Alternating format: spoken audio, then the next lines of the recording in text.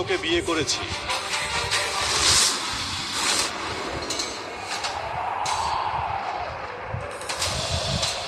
ধীর,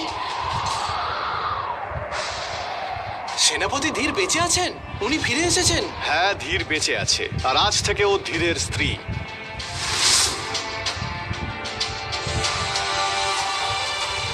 আমার স্ত্রী।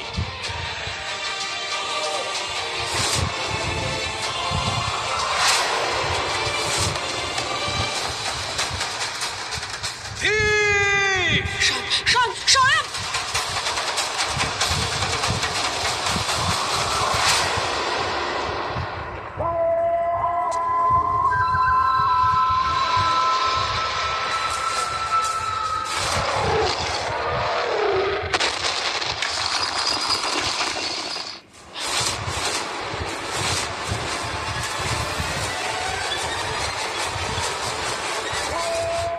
আমাদের হবু রাজা তো রাক্ষস রাক্ষস।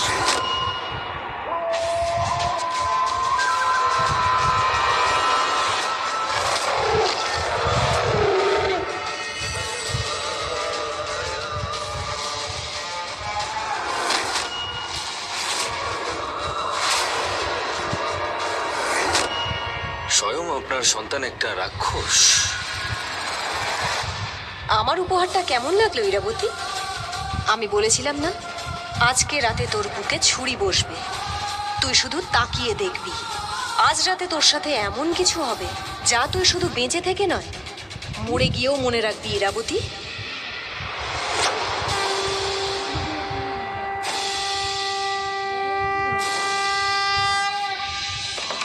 হে জাদু ছুরি, আমার বিয়ের মণ্ডপে পবিত্র আগুনকে ছুঁয়ে যা যেখানে ধীর আছে তার বুকে গিয়ে আঘাত কর, ওকে নিজের বশে কর, ওকে দিয়ে সেই সব কিছু করা যা আমি ওকে দিয়ে করাতে চাই। ধীর, এবার তুমি সেটাই করবে যা আমি তোমায় বলবো, কিন্তু তুমি নিজেই জানতে পারবে না, কারণ যেটা তুমি করছো সেটা আমি তোমাকে দিয়ে করাচ্ছি। তোমার ওই ঘরে চাঁদমণি আমিই রেখেছিলাম, কারণ আমি চেয়েছিলাম তুমি ওই ঘর থেকে বেরিয়ে এসো, নিজের ইচ্ছায় নিজে হেঁটে বেরিয়ে এসো। এটাই আমার পরিকল্পনা ছিল, এটাই আমি চেয়েছিলাম, যা ইরাবতীকে নরকের আগুনে পুড়িয়ে মারবে। না শান্তিতে বাঁচতে পারবে আর না ও মরবে।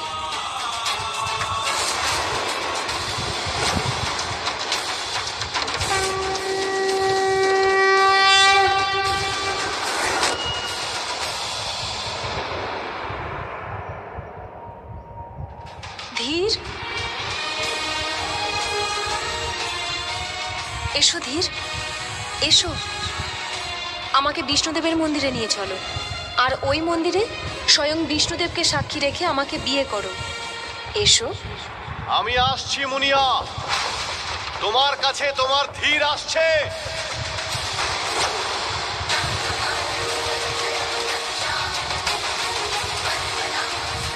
ধীর, ছোটবেলা থেকে তুমি খালি ইরাবতীর গোলাম হয়ে থেকেছ, কিন্তু আজ রাতের পর তুমি শুধু আমার গোলাম।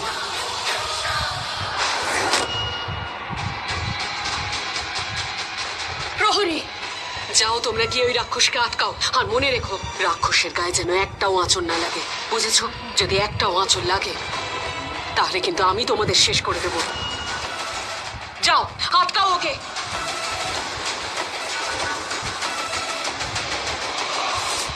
কি করেছো তুমি চন্দ্রকান্তা?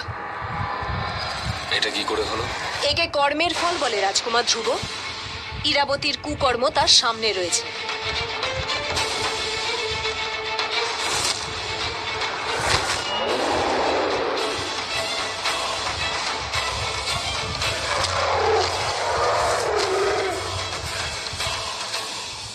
নিকম্মে থেকে সব কটা ভীতু, আমি ছাড়বো না ওদের, ছাড়বো না আমি এই ভীতুগুলোকে।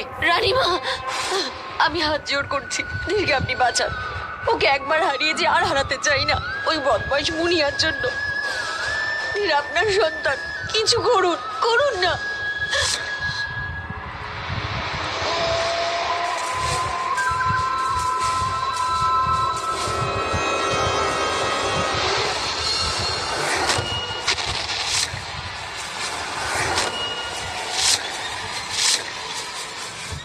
ইরাবতী, তোমার এক সন্তান আরেক সন্তানের বিরুদ্ধে দাঁড়িয়ে রয়েছে। বলো ইরাবতী, এবার তুমি কি করবে?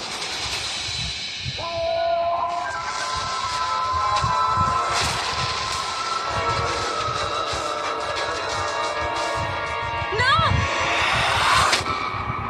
না, তুমি মায়া শক্তি প্রয়োগ করবে না, তাহলে সবাই দেখে নেবে চন্দ্রকান্তা। সামলাও তুমি নিজেকে।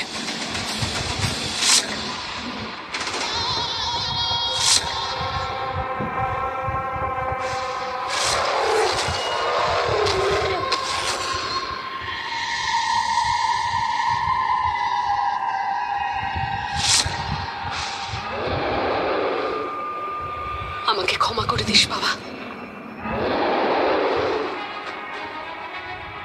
প্রহরী, ধীরকে রাজবৈদ্যের কাছে নিয়ে যাও, যাও।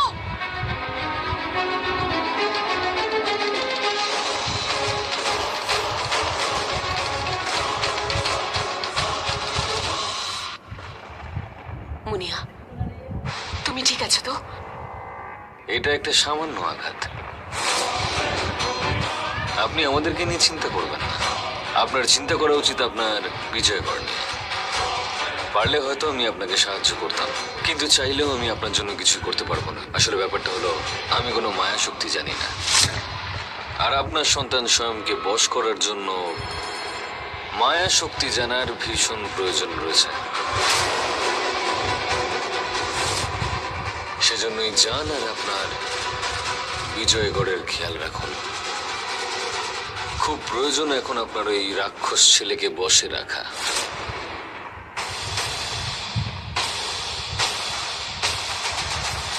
তুমি এসব কেন বললে? আমরা সাহায্য করতে পারতাম তো। না, করতে পারতে না। আর যদি সেটা করতে, তাহলে তোমার সমস্ত সত্যি ওরা জেনে যেত। আর যদি সেটা জেনে যেত, তাহলে তুমি ওই মায়াবী অস্ত্রের কাছে কোনোদিন পৌঁছতে পারতে না। ওই রাক্ষস সবকিছু ধ্বংস করে দেবে। সেটাই তো চাইছিলে তুমি, যে ওর রাক্ষস রূপটা সবার সামনে বেরিয়ে আসুক। বেরিয়ে এসেছে। হ্যাঁ, এসেছে। এবারে ও আর রাজা হতে পারবে না। তোমার জন্য। এটাই তো চাইছিলে তুমি, যে তুমি স্বয়মের হাতের মুঠোয় এসে গেলেও বেরিয়ে যাবে। তুমি এটা ভালো করেই জানতে, যদি স্বয়ং তোমাকে ধীরের সঙ্গে দেখে নেয়, তাহলে ওর ভিতরের রাক্ষসটা বেরিয়ে আসবে। বেরিয়ে এসেছে। তুমি জানো ওই রাক্ষসটা কি করেছে? আমার মাসিকেও মেরে ফেলেছে, আমার মা বাবাকে মেরে ফেলেছে, আর সব দোষ আমার উপর চাপানো হয়েছে, যে আমি নাকি ওই রাক্ষসকে বশ করেছি। কিন্তু আজকে সবাই জানতে পেরে গেল যে ইরাবতী ওই রাক্ষসকে বশ করে, আর ও ওকে লুকিয়ে রেখেছে। এবারে আমরা ওকে চাপ দিয়ে ওই রাজ সিংহাসন ছাড়ার জন্য বাধ্য করতে পারি। মন থেকে না হোক, ঝামেলা করেই সই। আমি ধীরের স্ত্রী, বিজয়গড়ের রাজ সিংহাসনের একমাত্র ও যোগ্য উত্তরাধিকারী। ধ্রুব, আমরা জিততে চলেছি। একবার আমি রানী হয়ে গেলে ওই মায়াবী অস্ত্র পাওয়ার থেকে আমাকে কেউ আটকাতে পারবে না, কেউ আটকাতে পারবে না। রাজকুমারী, রাজকুমারী, ওই রাক্ষসটা একজনকে জঙ্গলে তুলে নিয়ে গেছে।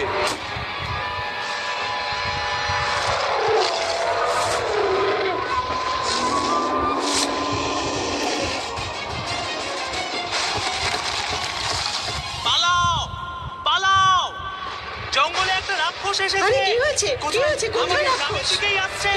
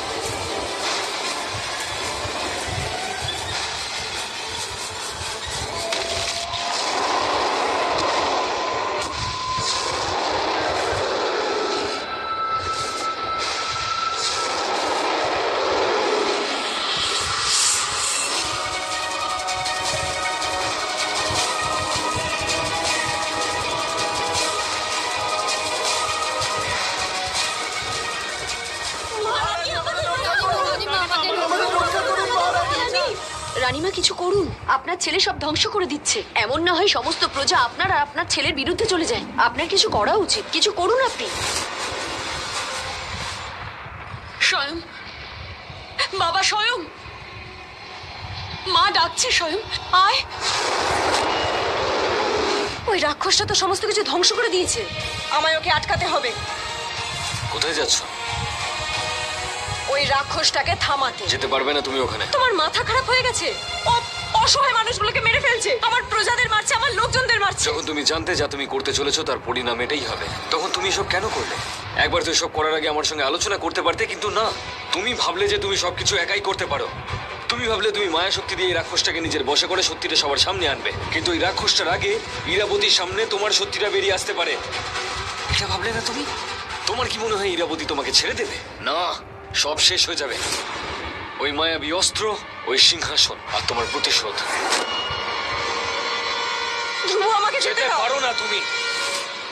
দেখো, দেখো নিজের চোখ দিয়ে দেখো কি করেছো তুমি। দেখো, সিংহাসন অর্জন করার থেকে মাত্র 2 পা দূরে ছিলে তুমি, কিন্তু শেষ মুহূর্তে তুমি এসব ভুল করলে। তুমি নিজেকে সিংহাসনের যোগ্য মনে করো? যোগ্য মনে করো নিজের প্রজাদের?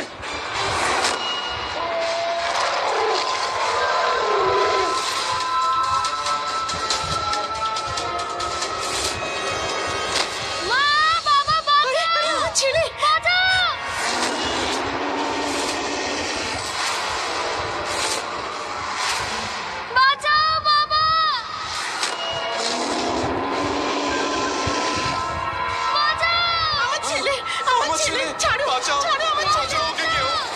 মামি হয়তো বাচ্চাটাকে ফেলে দেবে, তা না হলে খেয়ে ফেলবে।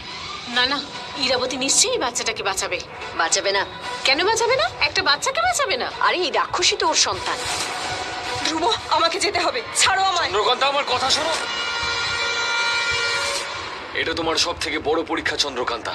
একজন ভালো শাসক সেই হয় যে জানে যে নিজের শক্তিকে কোথায়, কখন আর কিভাবে সঠিক ব্যবহার করতে হয়, এমন ভাবে যাতে তার কাজও হয়ে যায় আর তাকে সবাই সম্মানও করে।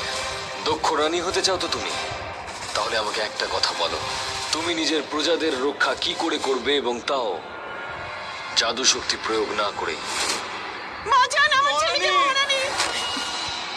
মহারানী, আমার ছেলেকে বাঁচান, রক্ষা করুন, আমার মহারানী, ছেলেকে রাক্ষসকে বাঁচান, মেরে মহারানী! ফেলবে। আমি নিজের ছেলেকে কি করে মারতে পারি?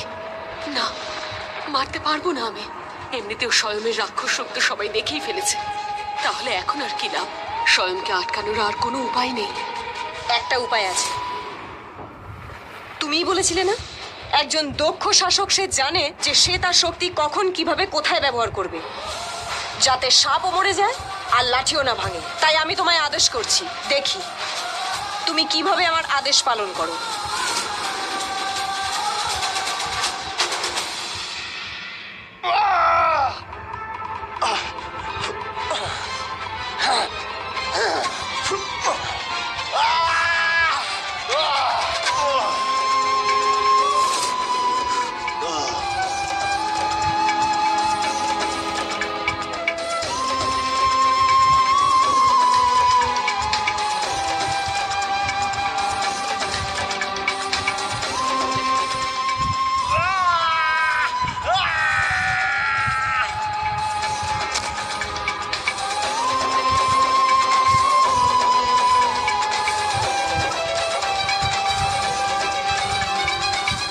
এই সত্যিই মানুষ তো, কোনো ভূত নয় তো?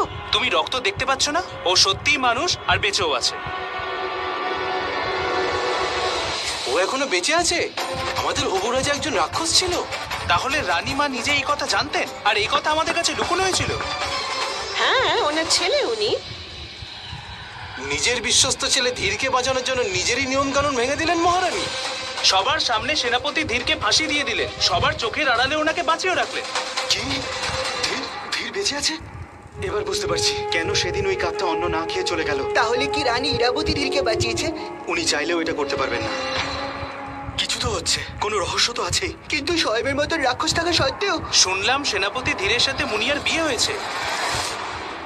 কি নিজের ইচ্ছাই করেছে? না না, সেনাপতি ধীর রাজকুমারীকে অপহরণ করে ওনাকে জোর করে বিয়ে করেছেন। আর কি জানো তুমি? আমি সব জানি, সেজন্যই তো রাজকুমার স্বয়মের আসল রূপটা সবাই জানতে পারলো। তারপর বলো। না না, আমি আর কিছু জানি না। চলো চলো, মাথা খারাপ করো না, চলো, আমাদের আরো অনেক কাজ আছে। আরে প্রহরী, মেঘ, এখানে এক রাতে অনেক কিছু ঘটে গেছে। চন্দ্রকান্তার মতন দেখতে ওই মুনিয়া, ওর বিয়ে ধীরের সাথে হলো কি করে? এর পিছনে অনেক বড় ষড়যন্ত্র আছে। আমরা যা দেখতে পাচ্ছি সেই সবই মিথ্যে। ধীর ইরাবতীর বিরুদ্ধে কখনোই যাবে না, কিন্তু তবু এত বড় পদক্ষেপ নিয়েছে। স্বয়মের হবু স্ত্রীকে বিয়ে করেছে ও। এর পিছনে কোনো রহস্য তো আছে। এ ধীরের কাজ হতে পারে না। তাহলে এসব কে করতে পারে? সেই যার এর থেকে লাভ হতে পারে। কে? মুনিয়া। মুনিয়া? বিশ্বাস করো বা না করো, মুনিয়ার সাথে চন্দ্রকান্তার কোনো না কোনো সম্পর্ক তো আছে, কারণ এই কাজটা শুধু চন্দ্রকান্তাই করতে পারে। কিন্তু মুনিয়া, ও তো ধীরকে অগ্নিকুণ্ডে ফেলে মারতে চেয়েছিল। যদি মারতেই চাইতো তাহলে ওকে অগ্নিকুণ্ডে ফেলে মেরে ফেললো না কেন? কিছু তো রহস্য আছে উমা, আমাদের জানতে হবে এর পিছনে কি রহস্য আছে। কিন্তু কিভাবে মেঘ? আমরা দুজন তো এখানে বন্দি। আমার কাছে একটা উপায় আছে। কোথায় যাচ্ছ? ভেতরে যাওয়ার কোনো অনুমতি নেই, যাও এখান থেকে। হ্যাঁ, আমি তো শুধু ওই বাইরে থেকেই দেখছিলাম। হ্যাঁ, যাচ্ছি।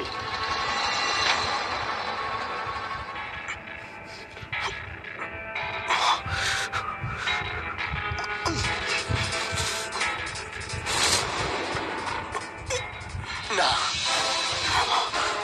ও কিছু তো একটা বলছে, কিন্তু কি? ও কি বেঁচে আছে নাকি? ও না, এ তো সত্যি বেঁচে আছে। মানে মায়ের সব পরিকল্পনায় ভেস্তে গেল। ওই রাক্ষসকে মেরে ফেলুন মহারানী। না,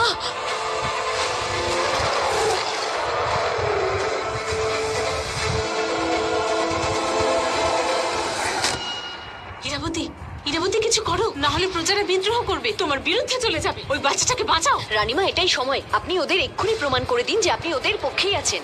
প্রহরী, যাও গিয়ে ওদের রক্ষা করো, কিন্তু মনে রাখবে ওদের দুজনের যেন কোনো ক্ষতি না হয়। যাও।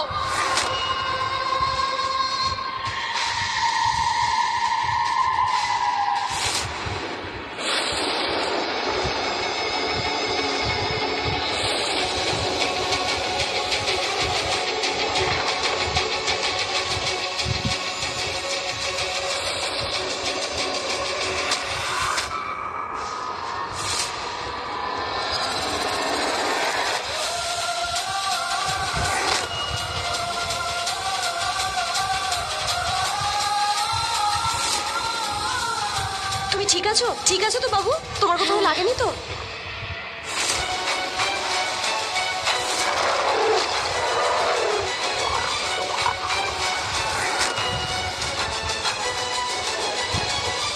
আমার ছেলে, তুই ঠিক আছিস তো বাবা? আপনাকে দেখতে শুধু চন্দ্রকান্তার মতোই নয়, আপনি ওনারই মতন। উনিও আমাদের এইভাবে সবসময় সাহায্য করতেন। আজ আপনিও আমাদের সাহায্য করলেন।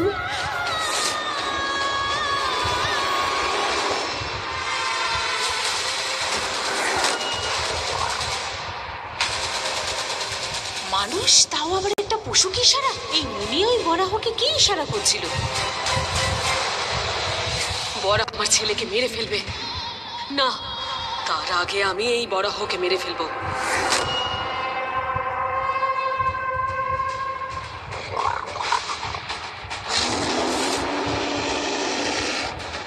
পালিয়ে গেছে। ভগবান বিষ্ণুর অবতার এসেছিলেন আমাদের বাঁচাতে। হ্যাঁ, ঠিক বলেছেন, একদম ঠিক বলেছেন। বন্দে বিষ্ণু। দাঁড়াও মুনিয়া।